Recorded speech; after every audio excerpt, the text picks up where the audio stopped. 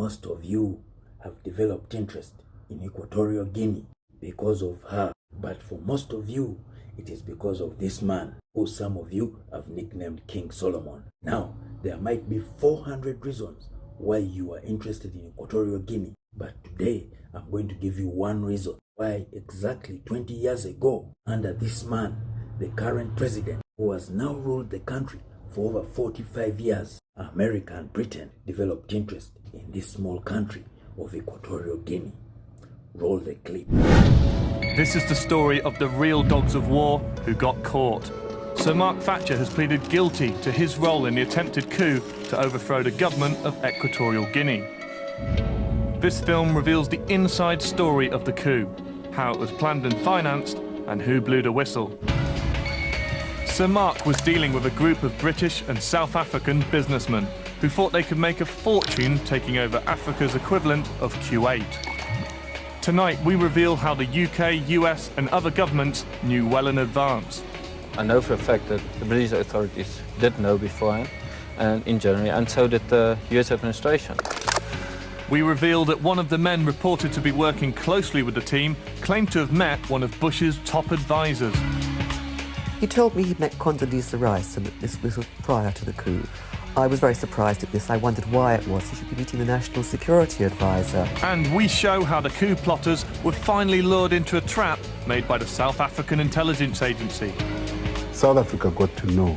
Zimbabwean South Africans and the Equatorial Guineans were able to work out that there is a coup being planned. With an exclusive interview with Nick du Toit, the man alleged to have been at the heart of the military plan just days before he was sentenced to 34 years. And with evidence showing that Sir Mark Thatcher was in regular communication with the men involved, this is an astonishing story of greed and betrayal.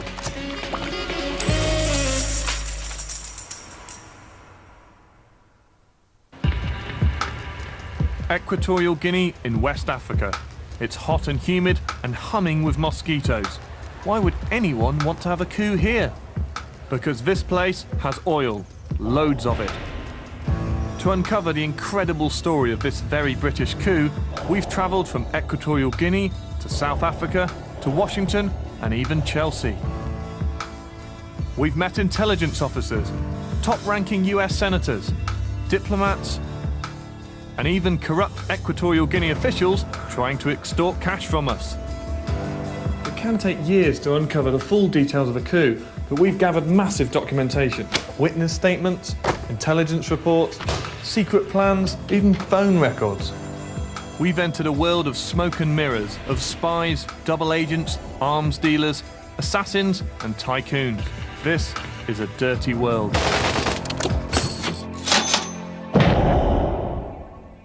Taking over a country is no easy feat. You've got to do it right. First of all, you've got to pick the right country. It's got to have loads of oil, a weak military, and a corrupt dictator. Voila! The former Spanish colony of Equatorial Guinea is prime pickings. 15 years ago, it was one of the poorest countries in Africa, with an appalling record of human rights abuses. But when American companies discovered oil here, Equatorial Guinea hit the jackpot. Now this tin pot republic is one of the world's fastest growing economies. Get control here and you're onto a winner. The country's run by President Teodoro Obiang Nguema Mbasogo, Obiang for short. Of the world's top 10 dictators, Obiang's been listed as number 6. He too came to power by a coup. He's alleged to eat the testicles of his enemies and has been damned for the way he stages his elections. But for some reason, none of this was mentioned by the government official I met. Is the president here that you've got at the moment, President Obiang, is he popular with the people? Well, I will tell you this, and this is very official. During the last presidential election in this country, the PDG, which is the People Democratic Party of Equatorial Guinea, the head of state had 97.5% of the electoral vote. It was a very popular vote. If it got to 99% or 100%, would people get a bit suspicious? It's the wish of the people. But 100% is a pretty high figure. Sometimes people have 110% in elections because Really? of the wish of the people. 110%? No, just a saying. Obiang and his family have a stranglehold on power. They're getting fat on the oil revenue, investing in real estate and living the good life. But with a weak military, just 500 soldiers and a few helicopters to defend the country, he's a prime target for a coup. With the oil supply from the Middle East becoming ever more fragile, control of West African oil is vital. America wants to drill 25% of its oil from this region. We tracked down Joe Sala, a former State Department intelligence officer who's been deep down and dirty in Africa since the Cold War. He keeps a low profile, but if you want to influence African policy in Washington, then Sala's your man. They would rather Obiang not be in power. He's looked at as an oppressive, venal, corrupt man. He is material to Washington only for the accident that he sits on top of a lake of oil. Obiang's made the most of his lake. For the last 9 years, he's been siphoning off his country's wealth. And uncomfortably for the Americans, dumping it in their backyard. This is where the oil money from Equatorial Guinea finally ended up, often delivered in suitcases full of cash. Obiang and his cronies opened up over 60 accounts with this branch of Riggs Bank in Washington, D.C. $700 million flowed through these doors. He may be rich, but the rumour on the streets of Washington is that Obiang's ill with cancer. And with all that oil, the vultures are circling.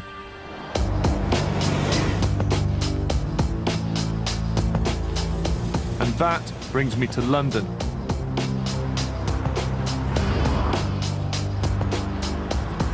The man accused of financing the coup lives here. Right in the heart of fashionable Chelsea, he is Eli Khalil, a secretive Lebanese businessman who made his millions from oil deals in Nigeria. For the last 4 years, Khalil supported the political ambitions of this man, Severo Moto, a self-proclaimed president in exile of Equatorial Guinea. Moto had already tried to oust Obiang once before in a coup attempt in 1997. The coup failed, and since then Moto's been living in Spain. Khalil's been helping him out, but not for charity. The assumption in Washington would be that Khalil wanted access to Equatorial Guinea's oil, and that he, Khalil, was prepared to do whatever was necessary to bring Moto to power on the assumption that, having done that, Moto would return the favor. It's callous, it's crude, but it's the way of the world. Khalil put in $750,000 of his own money to get the plan rolling. But staging a coup isn't cheap, and he needed to muster about $3 million to carry it out. So he turned to his mates. One of them was Jeffrey Archer, fallen politician, ex-con, and novelist of questionable quality. We've obtained the details of the offshore bank account set up to bankroll the coup. 4 days prior to the coup taking place, £135,000 was transferred into the account from one J.H. Archer. While Archer's lawyers deny that he had anything to do with the coup, they don't deny that he made this payment. In fact, all the investors deny any prior knowledge of the coup. In July 2003, a blueprint for the coup was drawn up, headed Assisted Regime Change. And other documents we've obtained reveal a plan to obtain extraordinary rights and powers over the country, controlling the military, the treasury, the oil revenues, and even external relations with countries like the United States. And with uncanny foresight, they realised that the biggest threat was going to be from themselves, expecting disloyalty, individual greed, and more.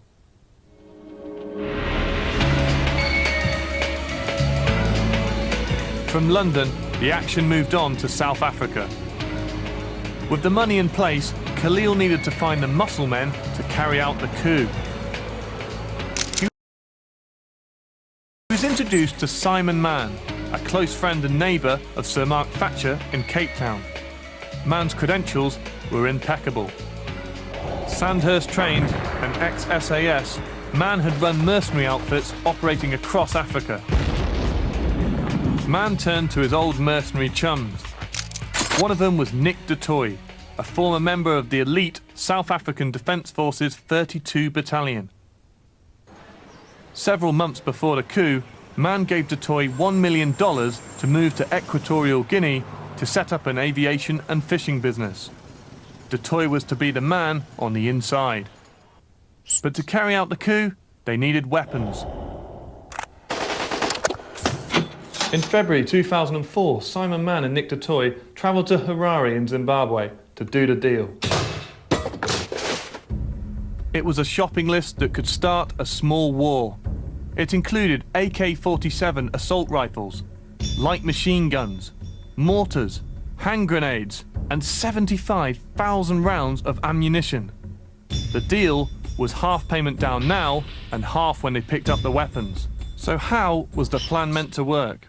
To get your mercenaries to Equatorial Guinea, you're going to need a plane. Simon Mann had bought an old US-registered Boeing 727 military plane, exactly the same size as the one over there. It was a specialised plane for unloading troops quickly, and Mann had it flown in from Kansas, USA to here, Wonderboom Airport, South Africa. They also needed a helicopter they could convert to a gunship.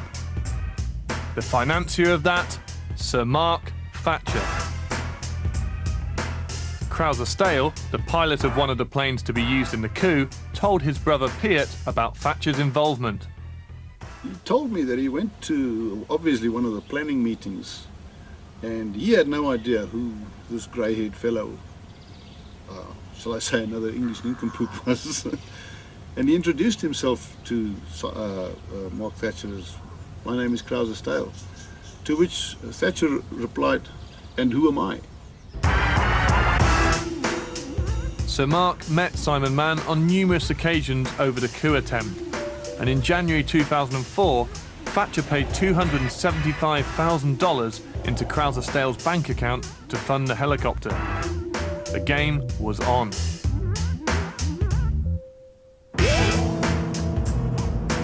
The coup plotters pushed ahead, and many of the key meetings took place in some of the more exclusive parts of Johannesburg. Here at the Santon Hotel, and here at the Butcher's Shop and Grill. According to Krauser-Stahel, Simon Mann asked him to be ready to fly Moto and his supporters into Mali, and then on to Equatorial Guinea once the coup was successful. That was the plan. It all sounded so simple, but with Equatorial Guinea being such a strategically important country, governments around the world were eyeing the prize. So if Simon Mann and co were to get Moto in power, they would need to have the tacit approval of the big players. And number one on the list, Washington, D.C. This is Greg Wales, an old Africa hand who mixes with spooks and mercenaries. He's an old mate and ex-business partner of Simon Mann, and also knows Mark Thatcher. Just how much he knew is a matter of dispute, but it is clear that Wales was the link man and political fixer, building Severo Moto's image and getting him endorsed by Washington. One of the key players he approached was Joe Sala to use his contacts in the corridors of power, but it would cost. The arrangement that we struck with Wales and the Friends of Moto, unidentified, in February was that we would be paid $40,000 to put together a 4-day program for Moto in Washington, access to the Congress, think tanks, academics, media. Sala went to see the State Department and discovered that Moto had an unexpected choice of friends. The desk officer indicated to me that she knew that Moto had been there the year before here in Washington, and asked me pointedly at that point, is Khalil paying for it this time? She indicated that Khalil had paid and had accompanied Moto the year before to Washington. As part of the lobbying campaign, Wales went to see as many of the African players as he could. One of them was Theresa Whelan at the Pentagon. But according to Christine Gordon, a former UN investigator and African expert who had first met Wales some years ago, Wales's connections didn't stop there. He told me he'd met Condoleezza Rice and that this was prior to the coup. I was very surprised at this. I wondered why it was. He should be meeting the National Security Advisor on an issue that is so very topical and where the Americans seem to have an interest. I don't know in what circumstances he met her, but he certainly met her. He described her as being very attractive. Astonishingly, Gordon was told by Wales that he was funded to carry out a survey of Equatorial Guinea's main harbour by the CIA, a claim Wales now denies. He first of all told me the US State Department was paying twice. Then I think the second time he said State Department, well actually it was the CIA. And then the third time he said, well, the CIA paid. This is the initial operations that he talked about. In the summer of 2003? Yes. And that's when I said, you mean the CIA? Yes, untraceable. Whether it was part of Wales's campaign or not, nobody knows. But the clear implication is that Wales and the US government were certainly talking. We also know Wales was ready to help Moto if Obiang was deposed. These same mercenaries who tried to overthrow the government of Equatorial Guinea with the help of the British and American governments have worked on the production of this documentary called The Grab. What if there's an uprising? So that's where we come in. Private military corporations. One of the most notorious mercenaries on the planet. You have thousands of his emails. Correct. That there was a piece of paper. Right there was all of our names and passport numbers. They were definitely waiting for us. This is the part of the story that makes us think that all of our communications are hacked. You just take and take and take, and pretty soon there isn't anything to take. When you don't have enough food, money is useless. While policy experts are debating, whoever has guns is going to go after it and get it. He said I trust no one but myself right now. We're getting kicked out. How I went from food and water to invisibility cloaks. There's no bigger story that will impact more people than this story. Every century is characterized by a key commodity. And food is a very obvious and central way to wield power. I came across this classified cable telling companies to go overseas and buy up food and water resources. And a lot of this is happening in the shadows, quietly. Food has become much more powerful than oil. The U.S. government regulates the export of technology very rigorously for national security interest. Okay. Should our food and water not fall under similar consideration? So, is it possible to regulate that? That's a... Of water as a national security issue in 2011. The CIA looks ahead 25 and 50 years. And when they saw that that equation with water was going to change and potentially dramatically, that made them sit up and listen. Now, if you haven't, go and watch The Grab. The projection is that everyone will be fighting over what we have. Is arable land and fresh water. Talking about Lake Nalubale, Lake Tanganyika. According to this documentary, they're already inside Zambia. So as Africa asks God to give us today our daily bread, the other races are planning 50 years ahead to control the food and the natural water. Listen, YouTube, subscribe and turn on notifications. I'll see you in the next video.